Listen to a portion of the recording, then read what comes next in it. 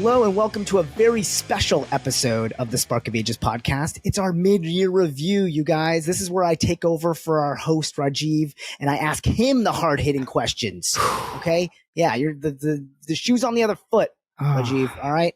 So since he's this big-time CEO of an AI-driven growth marketing company, and frankly, one of the smartest people I've known for my whole life and a mentor to me in all the ways that you could possibly imagine, that if there's one thing you taught me, it's accountability. And so that's what we're focusing on for our mid-year review, okay? This is going to be about checking in on the state of growth marketing industry, of P2 and everything you guys got going on, the goals that you laid out in January. That's right. Okay, in our last check-in.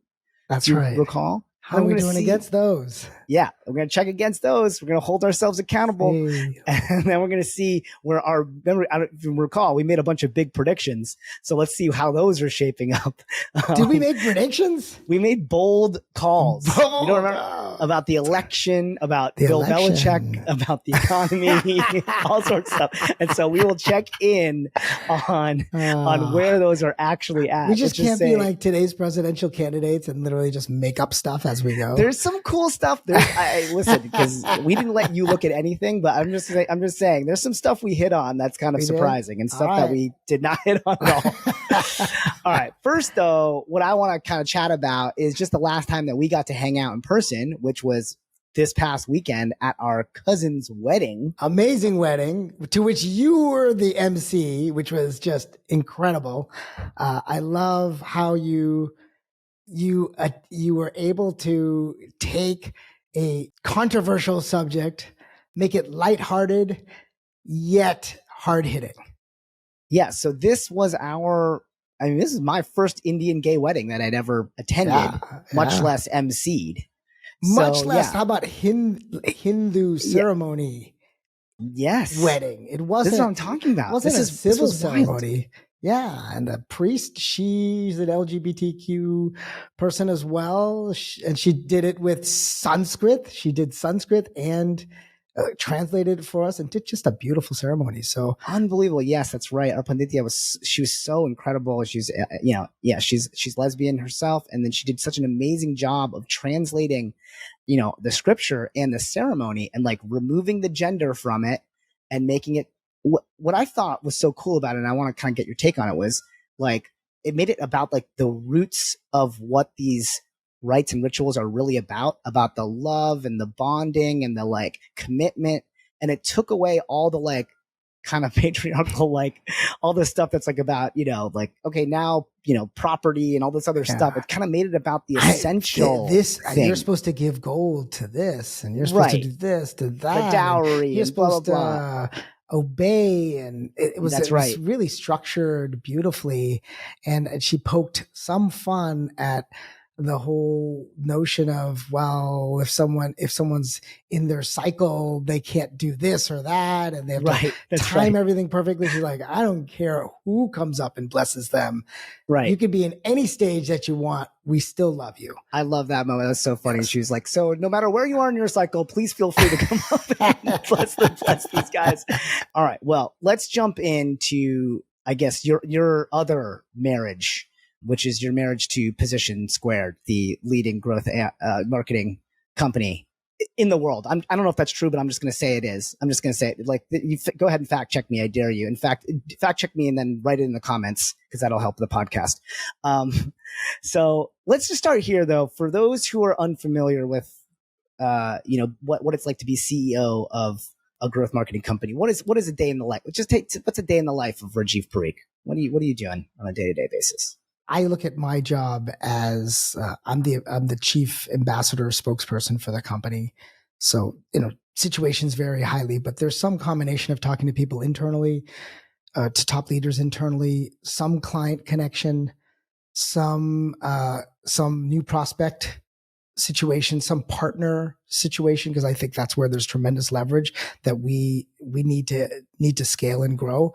And in today's case, it is fundraising for the company. So there's a lot of work with regard to that. And I'm leaning on my staff to take on more of the client and the new prospect acquisition activity so that I can spend more time on the fundraising activity, which is something that I have done in the past. I've raised about $80 million in different companies that Yeah, I've no big been deal. started or part of.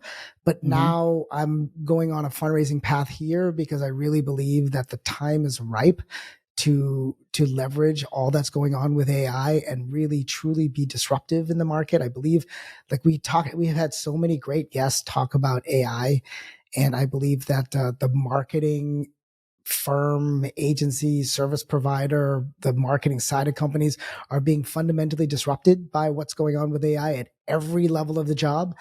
And I think this is a particularly strong time to strike. So one thing I did do is bring in a really strong AI team, product development team in November of last year as part of driving ourselves forward. And they've just been rocking it, working closely with the operational teams to take all the different workflows and processes that we've already automated to a certain extent, but take it to another level with AI. So yeah, spinning all the plates. So you're really like looking at AI as a way of like, how do I sort of elevate, our existing infrastructure and processes, right? Like, how do we imbue this into everything that we're doing so that we can take advantage of this new technology, essentially? Is that like, and then like crafting that narrative and then selling that to investors?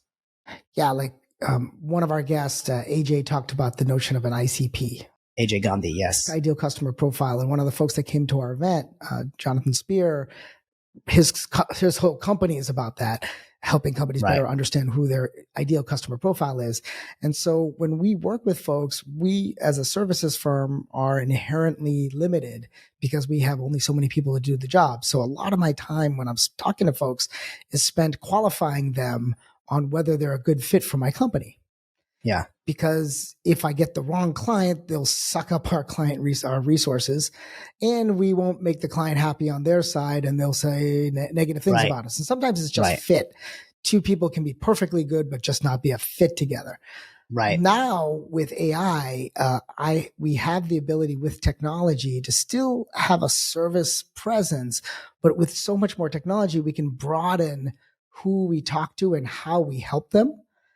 So we're not bandwidth limited like we were previously. We have much more scalability in our ability to run with customers. So that changes our notion of what is the ICP, the ideal customer profile. So is it broadening that? So it broadens that definition for you, essentially? Like you're able to bring on more, or sort of more people fit the bill? More people fit the bill, and I don't have to do as precise of a job. My team doesn't have to do as precise of a job nailing the perfect fit and spending so much time on that. That takes a lot of time. It takes a lot of energy going through people who in your relationship to gauge that. So it's a real problem. It's not a problem, but it's a real challenge for services businesses in general, just finding the right fit between you and them, because sometimes the squeaky wheel, the one that complains the most of the time, they're not the most profitable client.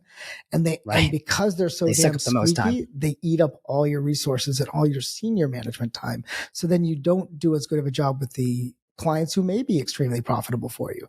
And so you're in this situation. Plus but you don't want people to say negative things about you either. So it's tough. It's not tough. It's just the life of running a services business. Sure. I mean, it's kind of like you're dating multiple partners. Essentially, you got to keep everybody happy. Who do I love? Figure out how to, who do you give your love and attention and time to, and how do you keep everyone happy? And then even if you do break up, you still want them out there being like, no, he's a good guy. It just didn't work out. Yeah. So that we want the technology, so the technology can broaden, expand us, and then it can open up our ability to train people to work with our platform, to be those representatives that work with clients. So I see that. I see the ability to go not just 10x, 100x, 1000x with what we're building, because we're taking all the things we've learned of how to run an ad campaign, how to do what they call account-based marketing, all your earned secrets. These are earned secrets, right? All these secrets that we've put into workflows and put them into the AI platform, have it like learn from it, and then make our team be like the best. Like the best thinker, the best marketer, the best strategist, the best optimizer.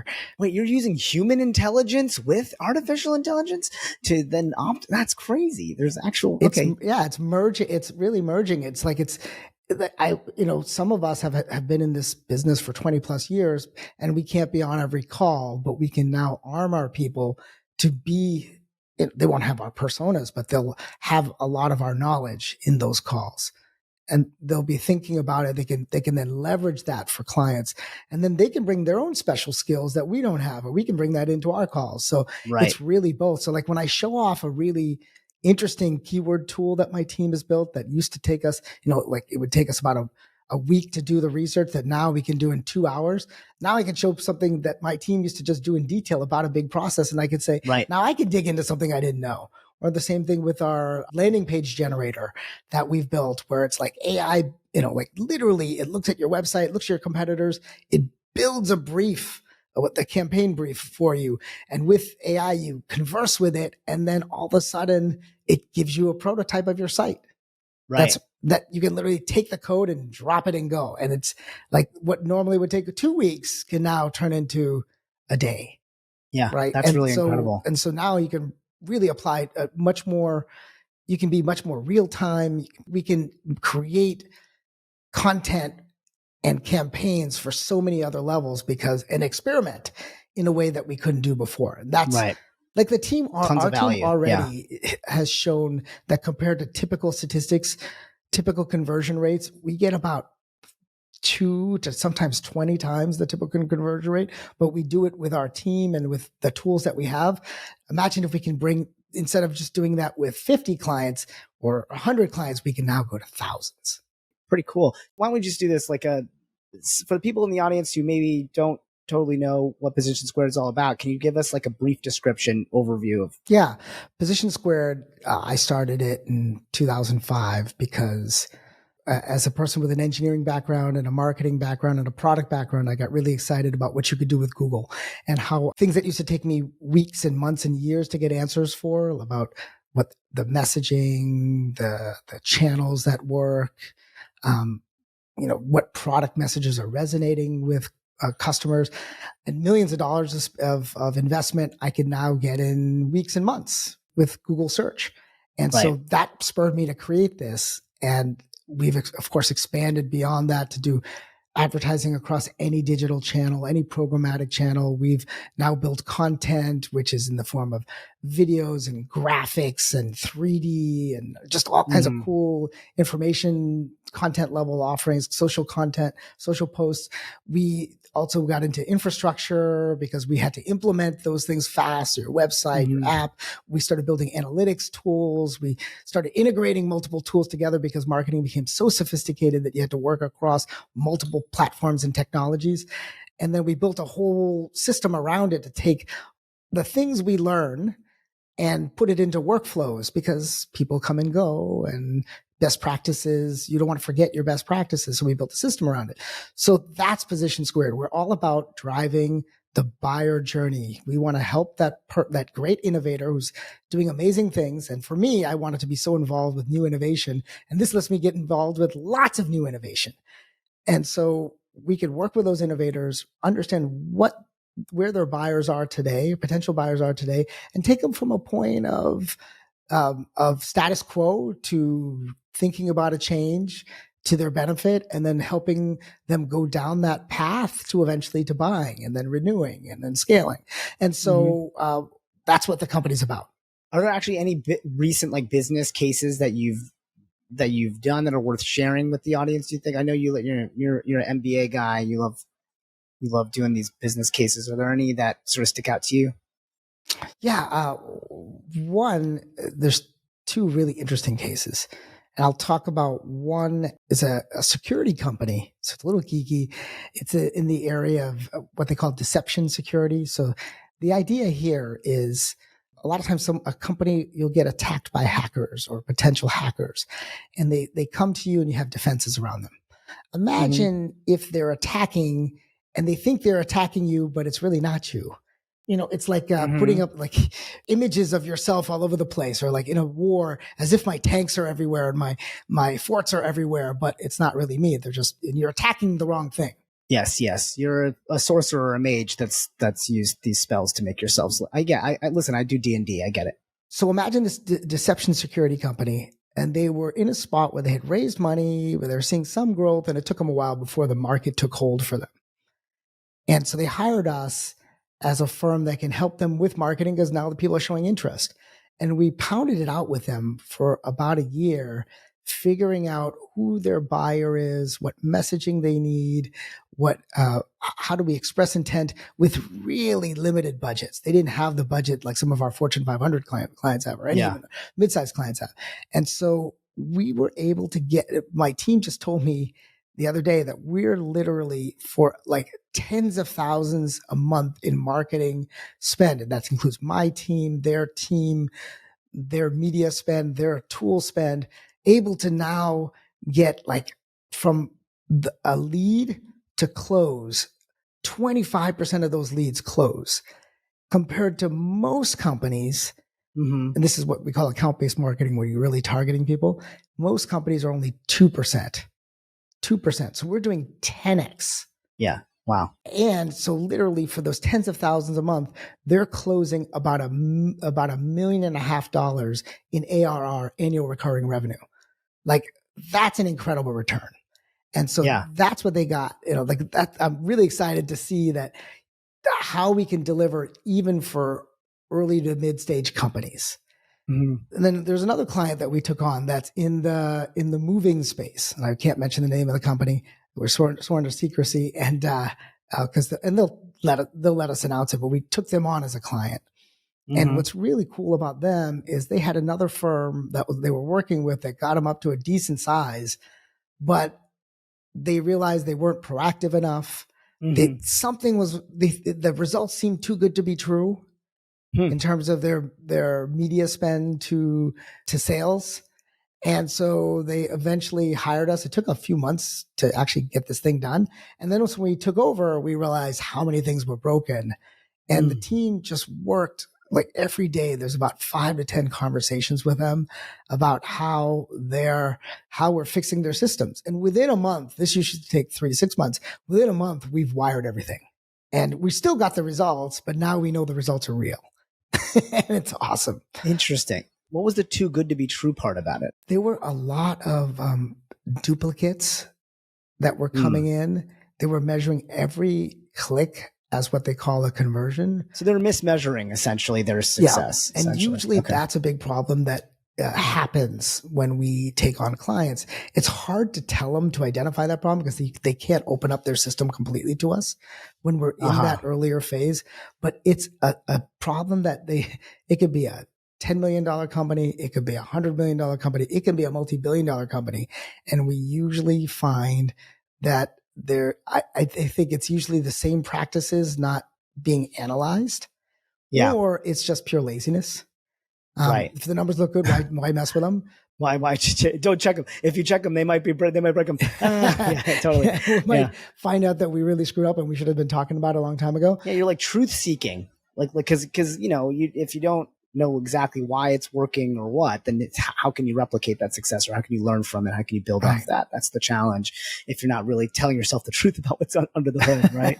So are these some of the common pain points? Like what are the common pain points that you see in startups? I think this would be good for anybody out there. We got listeners that are like starting their own companies. Like what do you see from the side, from this marketing agency side? Most folks are trying to, at the earliest stages and even later on, trying to figure out if I invest in this in a certain channel and a certain level of messaging or a certain level of buyer, I get a repeatable result on the other side. That I know if I put money in one place, what do I get out at the other end? And do I get a return on investment that makes sense? Everyone has that problem to a certain extent. Some people are way more optimized than the other. No one I've ever seen is completely satisfied, and nor should they ever be, because there's too much technology, too much change, too many preferences, too much competition to ever change it. So that's the ever-present problem. Now, to the extent people, different levels have it, that's what we end up solving for. So they may not have the right kind of content. Like it may be an artificial intelligence company that to engineers sounds really cool and geeky and all that. But to a business person, they're like, well, I don't know. I got 20 other companies that are selling me support software. Why should I buy you? What's so cool about what you're saying? Differentiation. Don't give me all this BS about, about how cool your little technology is, and the space, and they'll go into all these technical words, and to the buyer they're like, yeah, that seems cool, but does it really solve my problem? So we have to put the technology in a form that allows them to understand, oh yeah, when I build this, I can tile my knowledge systems together and not do as much programming to get answers. I don't have to explicitly name every little thing. I can literally just pull information together and teach the system to build itself and get smarter. And that's the fundamental difference. And so then you go to the company and say, you can take your 30% employees and turn them into 80% employees on the support side. And there's this cool technology that does it quickly, right? As opposed to getting to all the technology details about this. So is it a storytelling issue? Yeah, it's a storytelling issue. How do I tell the story there's the technology buyer that eventually at some point is going to touch it, either at the beginning or the end of the process or the middle of the process. There's the business leader that has to have it translated into their language. There's the person if it's technology. There's the IT group. How does it fit into my infrastructure and where I'm going next? There's all these people that need, and there's the CFO is like, well, if I spend this money here or I spend this money there, what the hell is my return? Like, I don't care about your, what amazing doodad it is. I want to know what kind of return I'm going to get from this. Why should I put money here versus the other place? Great. Good tips for younger startups as they examine, as they look under the hood on how they can fix stuff. I mean, the biggest tip of all, of course, is to hire Position Squared. But a lot of times you could solve for it by you call firms like us, and we'll go in and we'll walk you through what a process looks like. Most good firms will do some kind of analysis when they walk into the meeting for the client. And with these more automated tools, we can do them faster and more cost effectively, and then help them understand where the roadblocks are, where the areas are, greatest areas. We'll help them prioritize it, and then they can figure out if they want to invest, if this is the right stage for them to invest. Right. Well, another cool thing that Position Square does is this growth marketing summit that was so fun and cool. So that was one thing that happened between our last check-in and this one. We just had this growth marketing summit in Park City. It was such a great event. Absolute blast. Amazing chefs coming in, making all this great food, but also maybe the coup de grace of the whole thing, right, is really just the people. And by the end of it, you're like, it's like summer camp. It's like 4 days, and then you're like, or 3 days, or whatever it was, and you're just like, I just made all these great friends, and they're all these really cool, smart people, from all over the industry. Obviously, you're they're connected through you, but it really felt like a huge, diverse group of people. Brilliant people, and by the end of it, you're like, I miss you guys, and like everybody's still on the WhatsApp, like chatting with each other and making connections and hanging out. It's really cool. So how the hell are you going to top that in 2025? I think we'll probably do it in the same place because we really like that spot, and we've got that spot's awesome. You guys, there's like a giant basketball court indoor that we also played pickleball. I mean, the place was just like, it's so basketball, cool. Pickleball. There's a full arcade. There's arcade games. There's a bar area, and it's removed from the rest of the building, so the folks who are staying up at night aren't bothering the ones who want to sleep. Right. And then we found adjoining hotels so that we can shuttle people back and forth. But I think what's great is what Sandeep's saying, what you're saying, Sandeep, about the connections afterwards. This one went so well that people are working together, calling each other. When they fly into town, they're getting together. They're putting people on each other's boards. It's really freaking cool. Yeah. It's like you issued the challenge. You were like, hey, I remember that at the end, you're just like, this doesn't stop here. Like I challenge each of you to like meet one other person from here outside of this. Right. And you just see it happening, and they check in, they like drop a selfie into the WhatsApp chain. It was really like, I'm not a big networker guy. I mean, I guess I should be because I'm in Hollywood, but like, this was really fun. And I think you led with authenticity and your heart about wanting to be a connector of great souls. And so that was the kind of the vibe of it. I am dreaming up the next one, and how do we top the last one? I thought by having your team there to record people's presentations, it really made a big difference, because then they brought their A game. I mean, they were going to bring their A game anyways. These are type A people, but now they're really bringing it because if we're recording it, we're going to put it out. And so then we created these 1-minute clips of everyone's presentations. These little TED Talks of theirs about like their cool innovations. It was really great. Whether it's platform and whether it's talking about how platforms and ecosystems work, how AI works, building up a company at different levels, the latest in go-to-market, the latest on the economy. It was just, or even personal branding, how Kanishka ended it. And that was awesome. I was really heartened where he used me as the example. And, but because one of my strengths, and maybe as my marketing lead tells me, one of my weaknesses is that I don't self-promote enough. So, it was a little weird to be the center of attention for that, but, the way he did it was really helpful. It's something I think about all the time. It's like, what is your personal brand? What are you trying to say in the way you act? What are the 3 or 4 characteristics you want to share about yourself, or you want people to know about yourself, and then live it, be it, act it. Yeah, it was a great little rubric for it, but I think it ultimately all just boiled down to like, well, what do you authentically care about? What is the change you want to see in the world? And if you care enough authentically about that, that's what you like. You shouldn't be afraid to shout that from the rooftops and get out there and let people know that this is important. Because that's ultimately what they will connect with. It's like, oh yeah, I want to see that change too. And wow, you're a real mouthpiece for that, or you're a real thought leader about that. So, I thought that was cool. And that wasn't the only thing. By the way, videotaping wasn't the only thing we brought to your summit. Do you remember what else? What I'm about to say? Do you mean the Dungeons and Dragons? Yes. Yes. You brought your Desi Quest experience and got a whole bunch of people to experience. I got a bunch of Silicon Valley tech, bros and gals to, drop the facade and play elves, warriors, gnomes, and dwarves and get into character. And not just me, but my cohort, Omar Najam. And it was so fun. And at the beginning, I could tell everybody was a little bit skeptical, and they were like, kind of had their guards up, and they were like, a little too cool for school. But then, dude, by the end of it, everyone was like, when do we get to play this again? Like, this is, they were so into it. And it was basically like a really cool form of like a team building exercise. Cause that's ultimately you're telling a collective story together.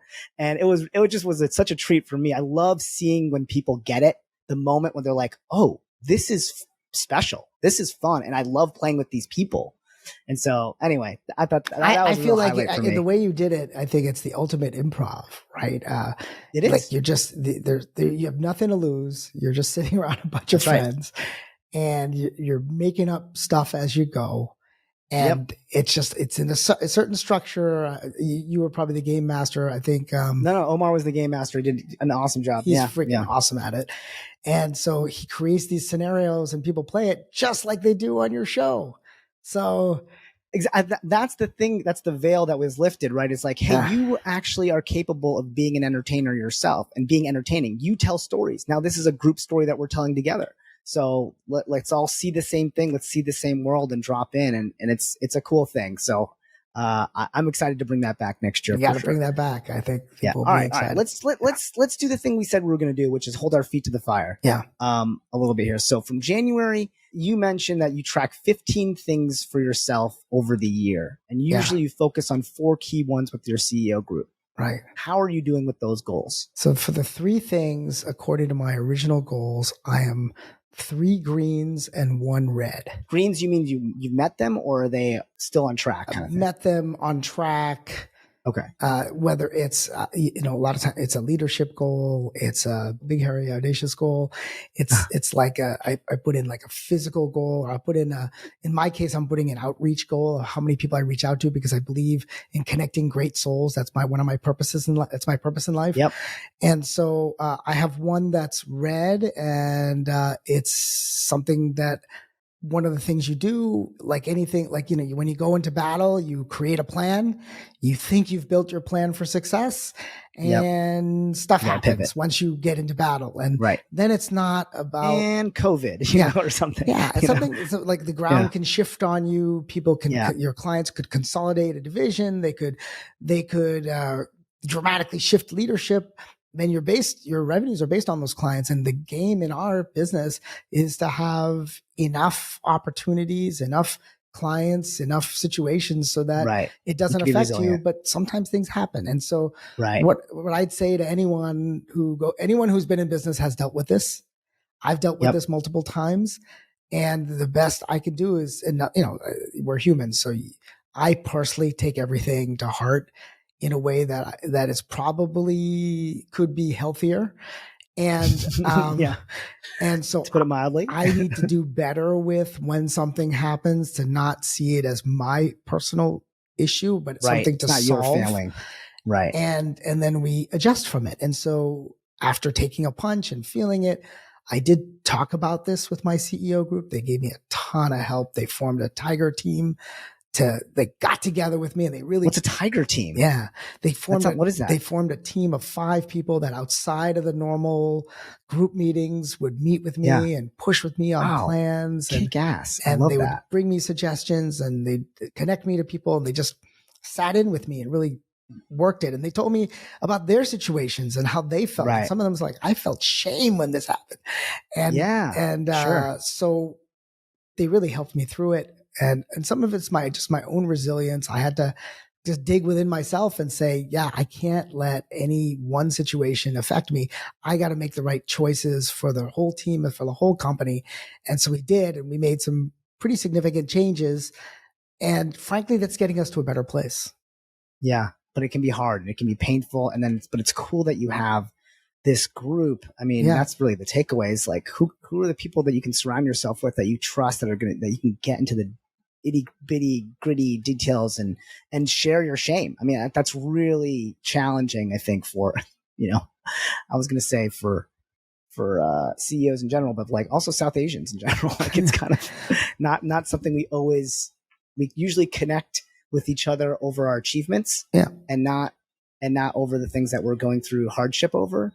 So that can be really challenging. So that's look, maybe that should be the goal. It's like, because an A- is not good enough. And so the advice I've gotten is, okay, the goal is what it is. Redo it.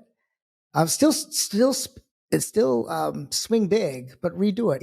And make adjustments to your business strategy, make adjustments to how you do it. You can still catch up. And frankly, I still believe I can catch up. I'll redo the goal. Yeah. And make the adjustment. In the back adjustment. of your head, you're like, but I think I could. I'm going to find a way. And I'm not only going to hit it, I'm going to smash it. But it took me a while to get there. And this is a person that's been running companies for 20 years now. So it happens to all of us. Absolutely. Yeah. And that's the thing I always try to remember whenever I'm feeling like, oh man, I'm being passed over, or, this, like, whatever anxieties I'm feeling about, the business that I'm in out here in LA is that, like, there are 100 other people that are in my same boat, feeling the same exact thing, feeling this, it's like, it's a shared experience, and it's usually not personal. It's usually not really about you. You know what? What helped me? One of the things that helps me get through these, not only talking about this, socializing with friends, but actually our own podcast.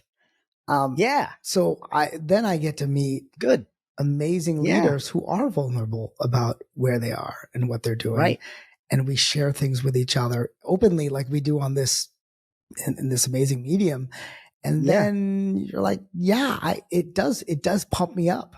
It does make it. When I listen, sometimes when I listen to our own podcast, and I'm like, wow, that was amazing. Look at that you get insight that we pulled from this person.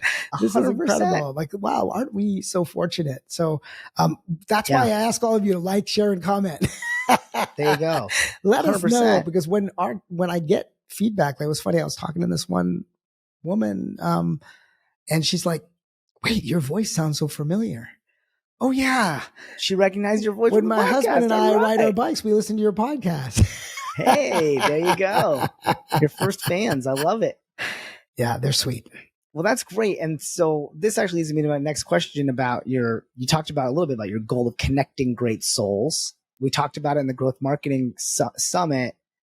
Is there any kind of nugget or something you've learned about, because I love that goal. I think it's fantastic. Is there a process behind that? Yeah, I think it's first acknowledging that that's my purpose. And then not just writing it down, but then saying, well, okay, then what does that mean? Like, yeah. And do you really believe it? Because it what does sounds it cool, mean? but then Yeah. is it in your, does it really? Yeah. So I like it. I like the feeling of it, but what does that mean? So that means I'm going to reach out to a certain amount of people every week that I normally wouldn't reach out to. That means to that event that I wasn't going to go to because I'm tired and something happened. I want to go to, no, I'm going to go. I'm going to go. Yeah. I'm going to throw myself out there, to that person that I may not have, asked out for dinner or come to this event. I'm going to just take a shot. Worst case, they'll say no. But then, so that's like connecting you to these great people. But then do you think about like going to those events? Like, I'm wondering, do you go to those events and go like, well, this is not about me winning business. This is actually me about me meeting new people, hearing what they're interested in, what their pain points are, whatever's going on in their lives, making an authentic connection. And then whether it's me or whether it's someone else that I actually is in my Rolodex. And I think that's the part of the conversation I enjoy the most, is when someone shares about an issue or a problem or something they're trying to solve, and I can pull up a name, I can like hyperlink a name. Right. Oh, I know this guy. This guy can help you, right? And so then Right. I can learn more, and then I come back and I'm like, okay, let me go connect these two people together. Or I'm at the actual event and I see this person and the other person that can help them, and I can put them in the same room together, introduce them and let them get started, or even facilitate a dinner or an event or something where all these people come together. So like, or the growth marketing summit. Yeah. So like when we even throw events through the year in the growth marketing summit, I'm actively looking for how I can take someone I care about or know and connect them to someone else that can help they can help each other. And I feel fulfilled when I hear about people who have come through my network that do business together. So one of the people that went to our growth marketing summit over the last 3 years, is now just got funded by a VC that went to one of our events 2 years ago. Incredible. And they met now enough times through this and the network that we've established that they actually are working together in a fundamental way. Cause like, as the Tehi mentioned, when you, in one of our episodes, Tehi now mentioned of Storm Ventures, he mentioned when you're investing in a company, you're looking at 10 years at a company. So you are literally tied together for a long time. It's like, that's right. It's like when everybody was talking about Kamala picking a vice president, the thing that I kept hearing was like, remember, this is like, you don't just pick someone because of the state they can win you or whatever. Like, this is a person you're going to be having lunch with like once a week. They're going to be in all your meetings. You're going to hang out with this person. They're in the situation. Really they're going to be in the situation room with you. They may be making the last comment, and you got to be comfortable with them representing a diverse point of view, but a point of view where they're truly trying to help you and not just themselves. Right.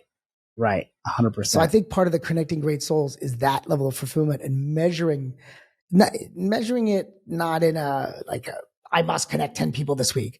But it's more that I look at it as I'm going to reach out to this many people that I don't normally reach out to enable those connections, because that's the first thing I'm looking for, less than me doing business with them. That I think comes out of just the general conversation. If somebody really expresses a need, then they'll bring it up. And I think it's when you can truly, because like there's still a little piece of you in your head always where you're like, well, I hope I do win business though. And I think when you can quiet that voice enough where you really do find the joy in people connecting no matter what, that the stuff starts to come for you anyway. Like the opportunities start to pop in anyway in surprising ways, rather than being like, oh man, I didn't really actually get it, whatever it is.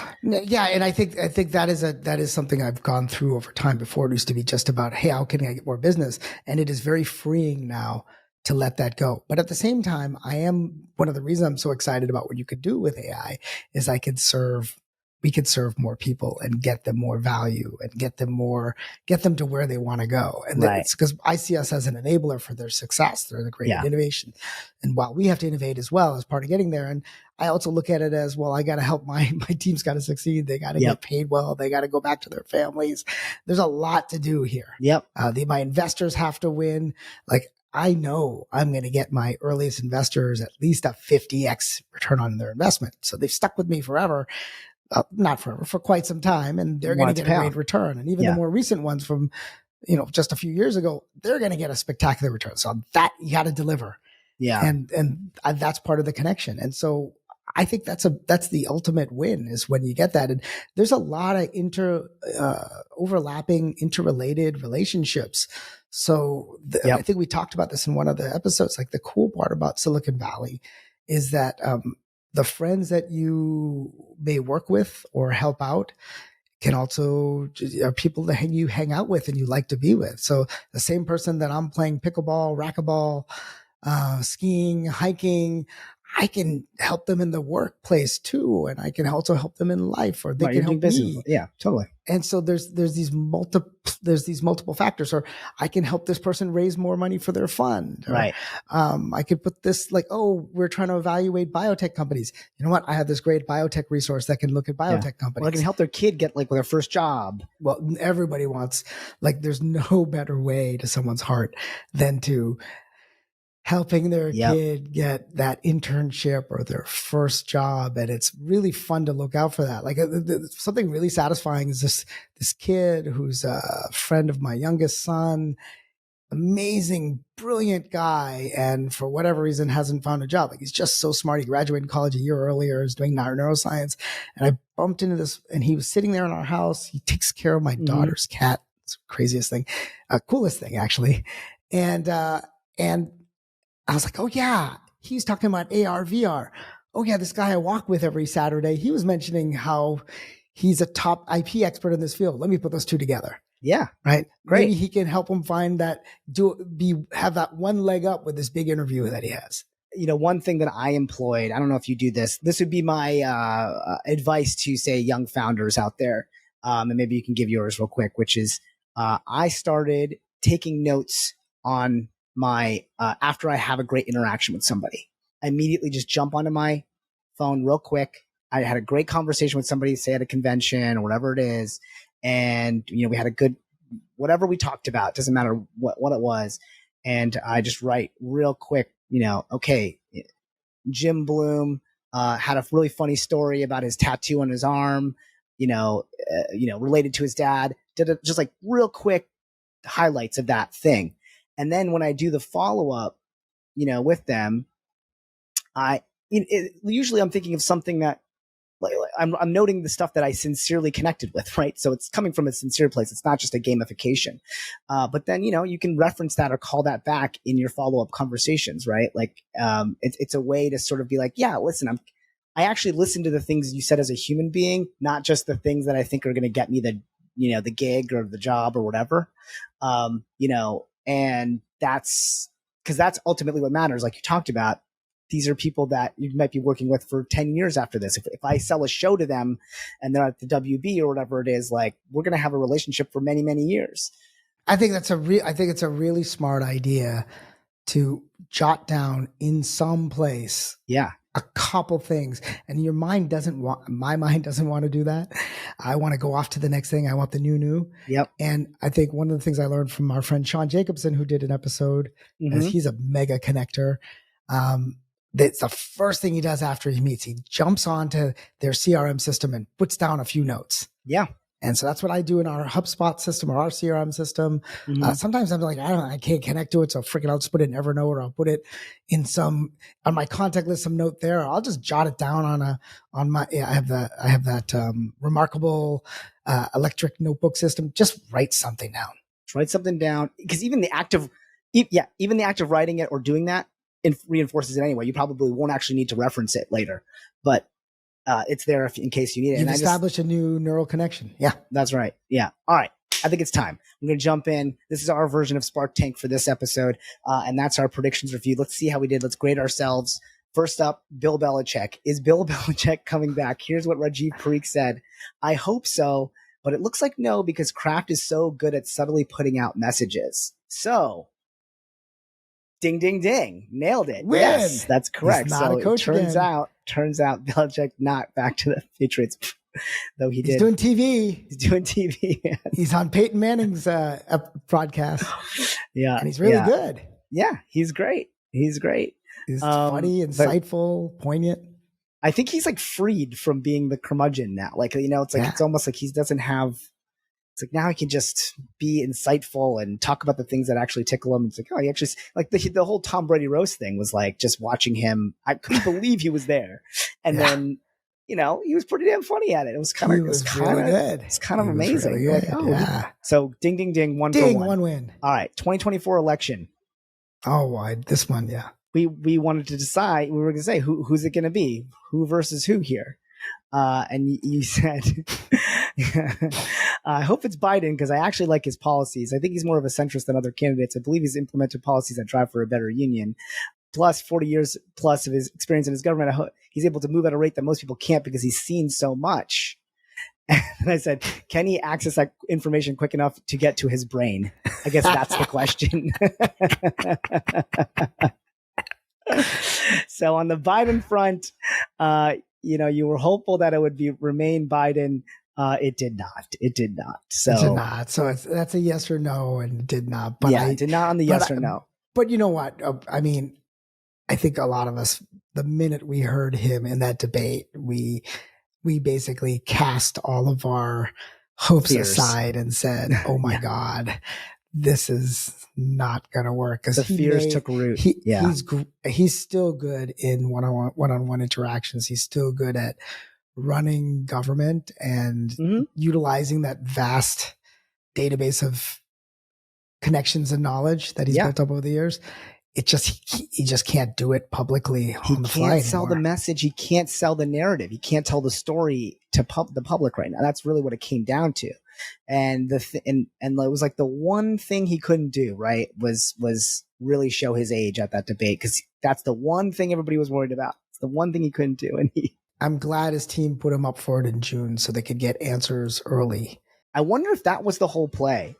I don't think that they're that organized necessarily, but it does make me wonder, like, oh wow, were they that insightful about it? Like, well, if he fails, let him fail early, and then we can pivot.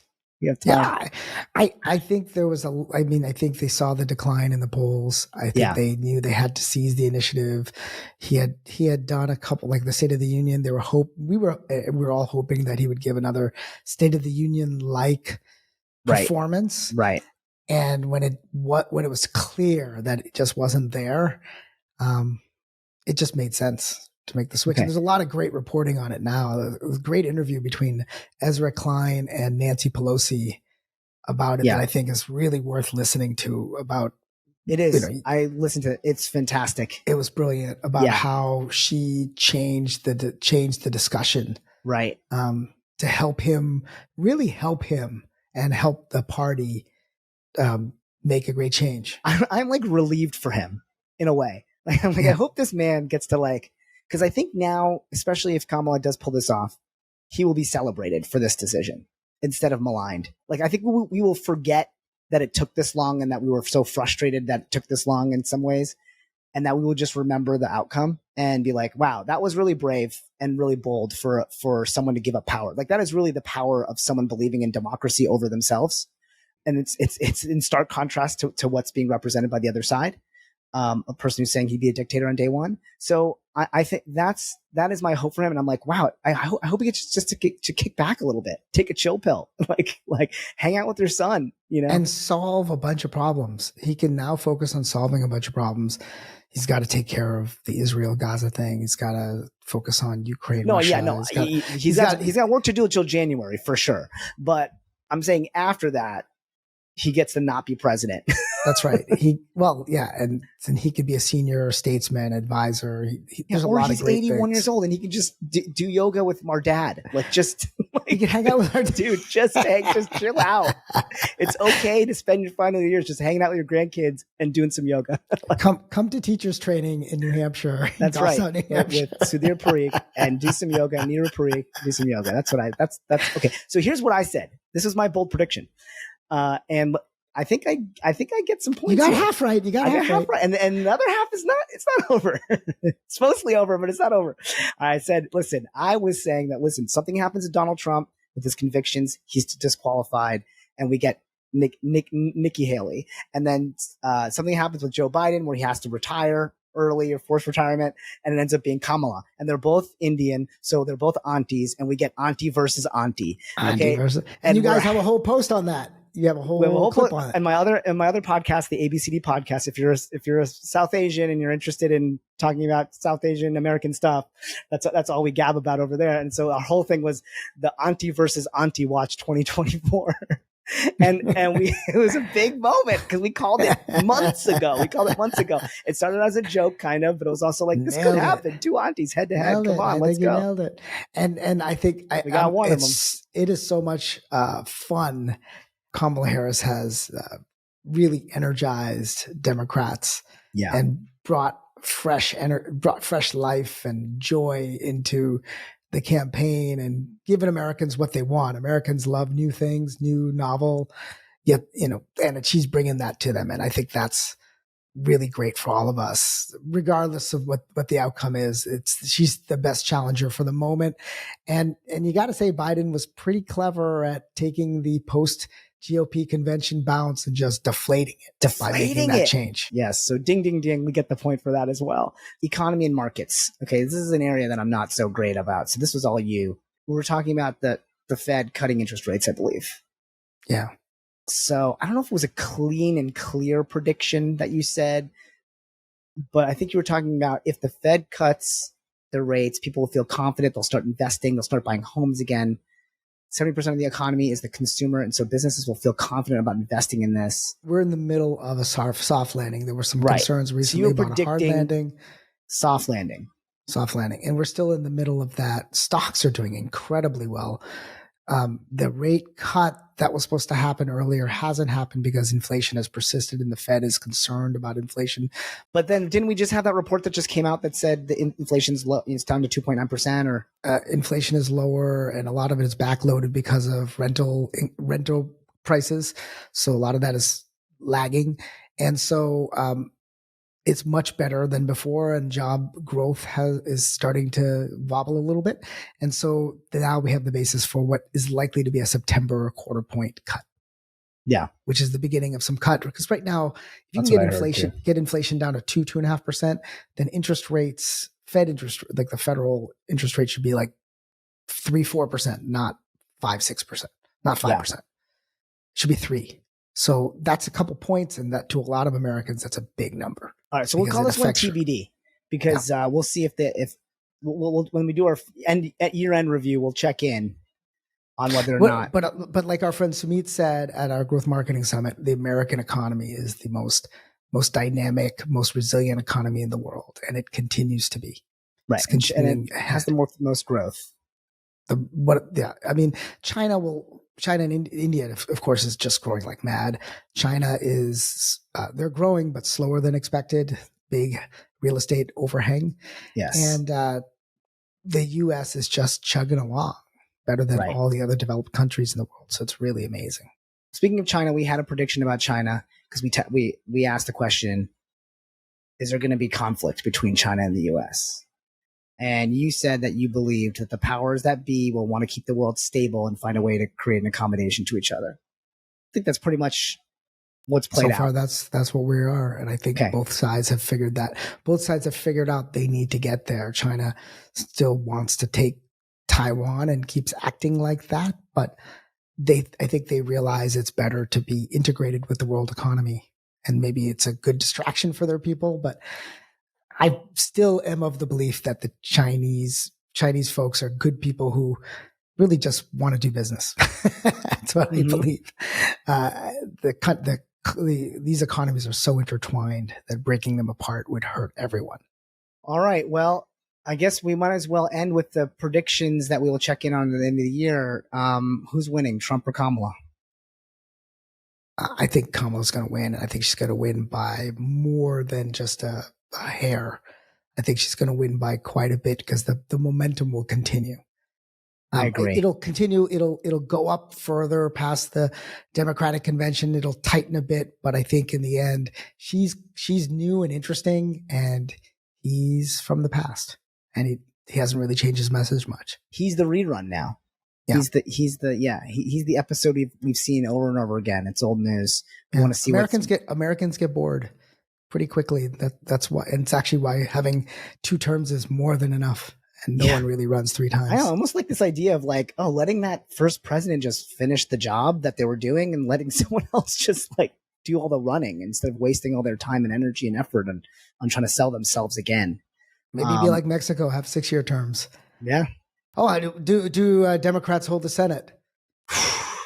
Right? I haven't really been following this one that much, but don't they say this is going to be a really rough year for the Senate for Democrats? It seems like that Republicans more are probably seats at risk on the Democratic side. Yeah, but I don't know. Maybe this newfound energy is what it affects down ballot, and I don't think Trump is going to be good for down ballot candidates necessarily. It's Montana, West Virginia, Ohio. Those are the ones at risk. It's going to be tough. Yeah, it's going to be tough to win those. I don't know. What do you think? I think it's really hard. So what are you predicting? Are you predicting they're going to do it or not? I think it's 50-50. It's back to the days when back to the first half of the term Biden. Oh, you're predicting it's going to be 50-50 and the vice president gets the deciding vote? What? Waltz gets the tie. I think they hold on to, I'd say they hold on to Montana, and West Virginia's lost. They hold on to Montana and they hold on to Ohio. So next question, is the AI bubble going to pop? Does it turn out that this is going to be like maybe crypto or the internet bubbles or whatever, like, or do you think that the investment in AI is going to continue to grow? The investment, there's massive AI investment. It continues to go into companies. There will be a lot of companies that get wiped out, just like anything. Too much money is chasing this environment. Really high valuations will cause a lot of companies to readjust. But a lot of the problems that normally come with disillusionment, what they call the trough of disillusionment, where it's not as accurate as it says it will be. It doesn't speed up development like they say it would, or it's not as reliable as we thought, or it just eats up too much bandwidth and capacity and energy. And all those there's so much money going into it, like incredible money, like billions and billions, like tens and hundreds of billions almost, that it won't happen. Right now, the big player is NVIDIA. They're eating up most of the profit pool, just like Microsoft and Intel did in the PC revolution and Apple has done in the mobile world. NVIDIA is getting that, but there are players emerging trying to get their piece of it, and it'll work. It seems like it's working itself out faster. So I think there'll be some minor trough. There'll be a wipeout of a bunch of companies, but those who invest in the application space and the key infrastructure spaces, they'll do well. So the answer is, if there's the trough of disillusionment will be really minor. Okay. I like it. Then how about this? What about these conflicts? Are we going to see some de-escalation in Ukraine or in Gaza in the Middle East? Let's start with the Middle East. They keep saying they're close to a ceasefire. There has to be a ceasefire. It just has to happen. Otherwise, there will be a broader war. Yeah. So I think that's one of the things Biden has to finish off before the next administration. And if it doesn't, this thing will go on for a while and there'll be a wider war. That's bad for all of us. For Russia and Ukraine, it's tough to predict. But if you look at Russian history, governments have fallen very suddenly after a really disappointing event. So whether it was the Tsarists in World War I or the original Bolsheviks, everything looks strong and then it just breaks. But otherwise, it's just going to continue. No one's going to give up for years. So what's your prediction then? My prediction is this thing keeps going for another couple of years. Oof. All right. Okay. We need like a Nostradamus pun for you. Nostradamus. Only if I'm right? Yeah. All right. Okay. So then, I got a couple more. Some interesting stats around remote work. 20% of the U.S. workforce is working remotely. 98% of workers want to work remotely, at least some of the time. 60% of companies operate fully remotely, and that number is growing. Do you predict that remote work is going to continue on its trajectory, or do you think that it will take a significant shift back to in-person work? I think it's going to move more toward, I don't think it's ever going to go away. And for salespeople in a lot of different roles, it's never going to go away. Technology enables remote work for many people, for many different roles. But like you said, it's only 20%. Yeah. most people work in factories and retail stores and stuff, warehouses. That's where most, construction sites, that's where most people are. We see it as remote because these are the professional classes. Mm-hmm. So I think there'll be more return to work because from a building utilization point, having a building that's only used a couple days a week is just a terrible waste of money. Right. There's so little benefit. And I think a lot of managers it is very tough to have discipline when people are just not showing up. Yep. It's very tough to have collaboration and that like energy, that ping pong, that it, I will say we're like building a back office here at our place and I'm turning it into basically a podcast studio because part of my frustration, it's great because this Riverside and all this technology can bring us together, even though you're in the Bay and I'm down here in LA. But I've got other podcasts I'm doing in LA and I'm like, man, these are with comedians. Like timing is everything. Like getting us together in a room, like whenever we get the opportunity, it's so much more fun. It's so much funnier. And I think the product is better. So when we did the podcast together in Salt Lake City, that's not Salt Lake City, I'm sorry, in Park City. It was the energy was great. Awesome to be in the room together. Yeah. It makes a huge difference. So, all right. Well, yeah, we'll see. We'll see how that plays out. All right. And then I think most people are saying that Kendrick won in Drake versus Kendrick. Do you think that rivalry will be renewed? And do you think that Drake will have a comeback? I think sure. Listen, I'm trying to go right to your wheelhouse here. I'll say I enjoy whatever music my friends are playing. Come on, I thought you're so hip. You're into Dua Lipa now. You're like, yeah, that's about it. It's not just Rush and Led Zeppelin and Pink Floyd anymore, right? You're expanding your horizon. It's not just Peter Gabriel. I do like how Ariana Grande can imitate just about any singer. I think she's freaking brilliant. But I think that's considered old news too. So I think so. Yeah. And plus you're just enjoying that she's imitating a singer that you've actually heard of. That's right. All right. With that, I think we conclude our check-in. All right. We'll check back in at the end of the year. And for all of you listening, thank you so much. We love having you. Remember, please hit that comment button, hit that like button, and maybe most importantly, share this show with somebody you think that'll be helpful too. If you know any founders out there, folks that, could use this kind of life advice and this life experience, then I think it's worth, please share the show. That really helps us out.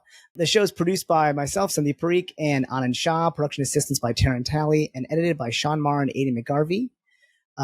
This time I'm your host, Sandeep Parikh, but on behalf of our regular host, Rajiv Parikh from Position2, a leading AI-driven growth marketing company based in Silicon Valley. Thank you so much for listening. Come visit us at position2.com. And this has been an effing funny production, but I think you can do your tagline, Rajiv. Be ever curious. All right. We'll catch you next time. Play that music.